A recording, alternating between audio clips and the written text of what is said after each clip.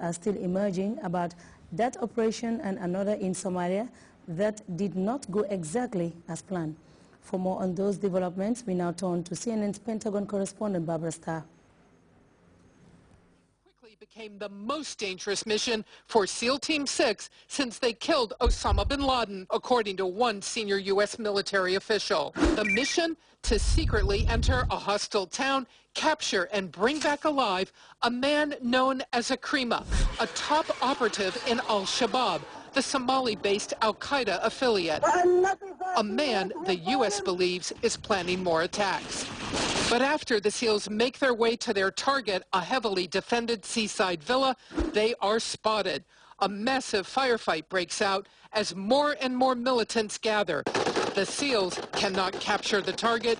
They abort the mission. A top Pentagon official insists the SEALs were not run off by al-Shabaab fighters. Military personnel who were on this objective during the raid literally went to the doorstep of this al-Shabaab terrorist and discovered that there were civilians in the surrounding area. A military source says the SEALs also report they saw children at the compound, another factor in ending the raid. And he says there are other U.S. forces nearby to respond if the fight had grown worse. We are also getting a clearer picture of the mission in Libya.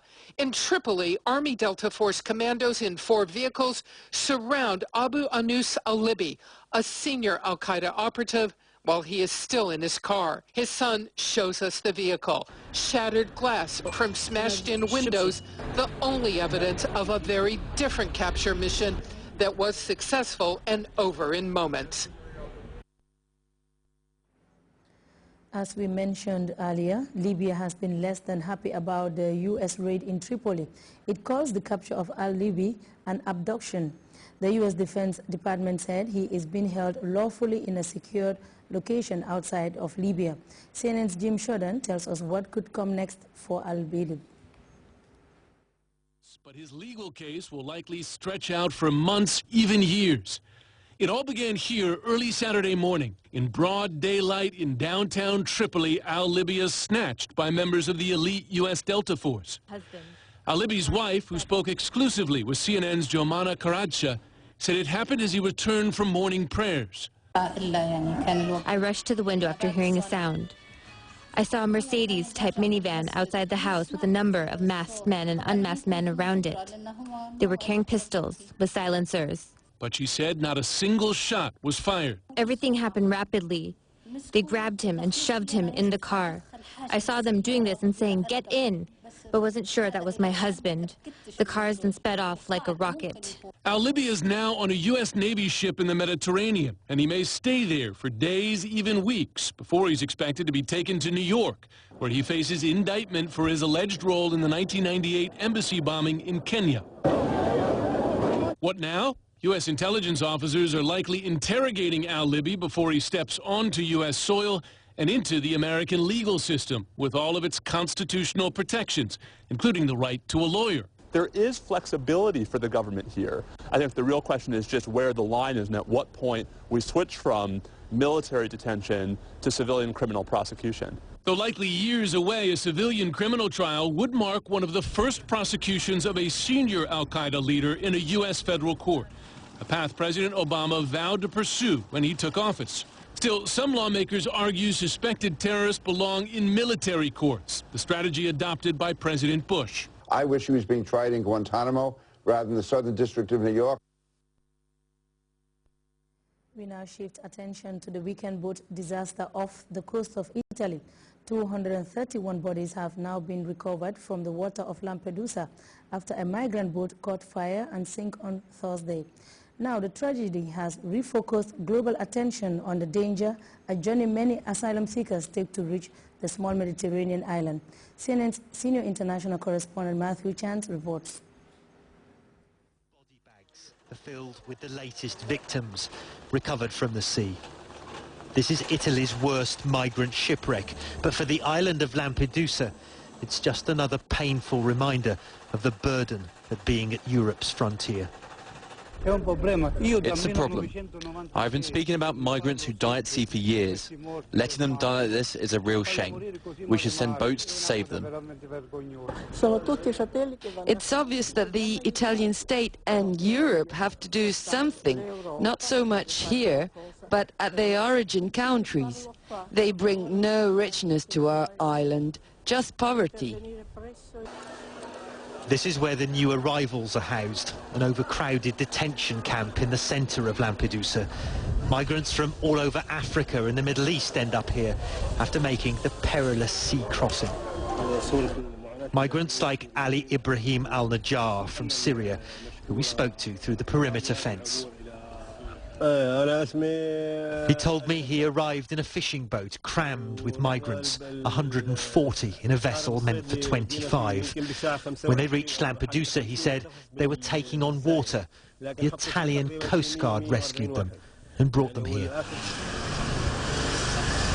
Migrant boats, often unseaworthy, are left for scrap along the shore. Well, these are the wrecks of just some of the vessels that have brought thousands of immigrants here to Lampedusa in recent years, and many of them are very recent indeed. You can see some of the refugees have left items of clothing, a pair of jeans here. This looks like a woman's headscarf. There's some scarves over here which I recognise from Afghanistan. Even items of food, this tin of sardines said to be from Morocco.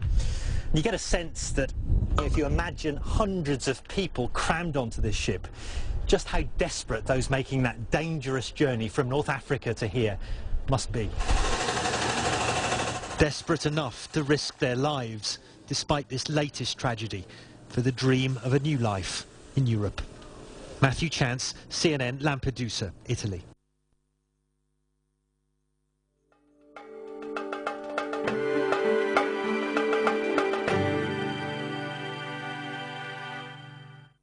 We now join the Weather Center for the day's weather outlook, courtesy of the Central Forecast Office.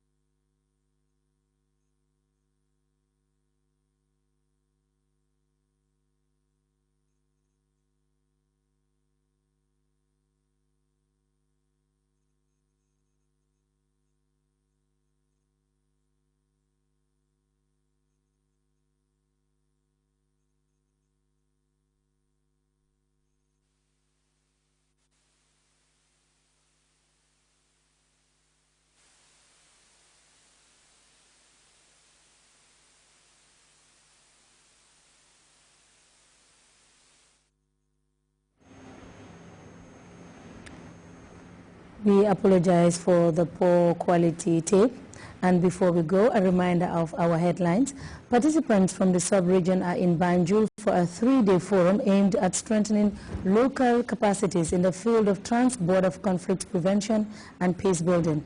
The government of the Gambia and the Medical Research Council are set to roll out a clinical trial for the Pneumo 13 multi-dose vial in an attempt to prevent the spread of pneumonia, meningitis and ear infection. Furious Libyan officials are demanding answers from the U.S. top diplomat in Tripoli as the fallout from an audacious U.S. commando operation in the heart of the Libyan capital continues. And search crews in Italy have recovered more than 231 bodies from the waters of Lampedusa after a migrant boat sank off the Italian coast. That's all we have for you in this edition of the news. Thanks for watching and enjoy a range of interesting programs.